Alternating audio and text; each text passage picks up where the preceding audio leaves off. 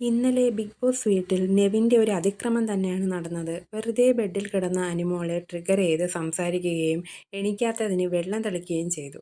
ഉറങ്ങുവാണെങ്കിൽ പോട്ടെ എന്ന് വയ്ക്കാം. തിരിച്ച് അനുമോളും കുപ്പിയിലെ വെള്ളമെടുത്ത് നെവിൻ്റെ പുറത്തൊഴിക്കുന്നുണ്ട്. എന്നാൽ ഒന്നുകിൽ അത് അവിടെ നിർത്തണമായിരുന്നു. പകരം നെവിൻ എന്താ ചെയ്തത്?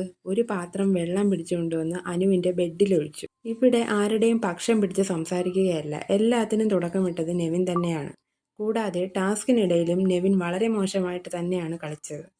ബിഗ് ബോസ് നൽകിയ നിർദ്ദേശങ്ങളൊന്നും തന്നെ പാലിക്കുകയുണ്ടായില്ല. ടാസ്കിൽ മറ്റുള്ളവരെ പുറത്താക്കാനായി ബിഗ് ബോസ് നൽകിയ ബൗണ്ടറി മറികടന്ന് അനുവിൻ്റെ അടുത്ത് ചെന്ന് നിന്ന് ബോൾ എറിഞ്ഞു. അത് ബിഗ് ബോസ് വിലക്കിയപ്പോൾ അനുവിനെ ട്രിഗർ ചെയ്യാനായി അടുത്തേക്ക് ചെന്നു. ലാസ്റ്റ് ബിഗ് ബോസ് വാൺ ചെയ്തു. അതുപോലെ ഇത്തവണ പതിവിലും വ്യത്യസ്തമായി 3 ക്യാപ്റ്റൻസ് ഉണ്ടായിരുന്നിട്ടും അവരുടെ ഡ്യൂട്ടി കൃത്യമായി ചെയ്തില്ല എന്ന് പറഞ്ഞ് സഹമത്സരാർത്ഥികൾ പരാതിപ്പെട്ടു. ഫുഡ് കൃത്യമായി നൽകുന്നില്ല. കൂടാതെ ലൈവിൽ ഷാനവാസും നെവിനും തമ്മിൽ തർക്കമുണ്ടാവുകയും ഫിസിക്കൽ അസോൾട്ടിലേക്ക് പോവുകയും നെവിൻ പാലിൻ്റെ കവർ പൊട്ടിച്ച് ഷാനവാസിൻ്റെ ദേഹത്തൊഴിക്കുകയും ചെയ്തു. തുടർന്ന് ഷാനവാസിന് ശാരീരിക അസ്വസ്ഥത ഉണ്ടാവുകയും ബിഗ് ബോസ് കൺഫഷൻ റൂമിലേക്ക് വിളിക്കുകയും ചെയ്തു. അവിടെ ഡോക്ടർമാർ പരിശോധനയ്ക്ക് ശേഷം ഷാനവാസിനെ പരിശോധനയ്ക്കായി ഹോസ്പിറ്റലിലേക്ക് മാറ്റുകയും ചെയ്തു. ശേഷം നെവിനെ ബിഗ് ബോസ് കൺഫഷൻ റൂമിൽ വിളിച്ച് ലാസ്റ്റ് വാർണിംഗ് നൽകി.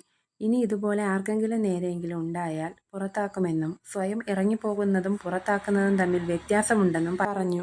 നെവിൻ്റെ ഈ പ്രവൃത്തിയെപ്പറ്റി നിങ്ങളുടെ അഭിപ്രായങ്ങൾ കമൻറ്റ് ബോക്സിൽ അറിയിക്കാൻ മറക്കണ്ട. ഷാനവാസ് ഇന്ന് തിരിച്ചു വരുമോ ഇല്ലയോ എന്നുള്ളത് കണ്ടു തന്നെ അറിയണം.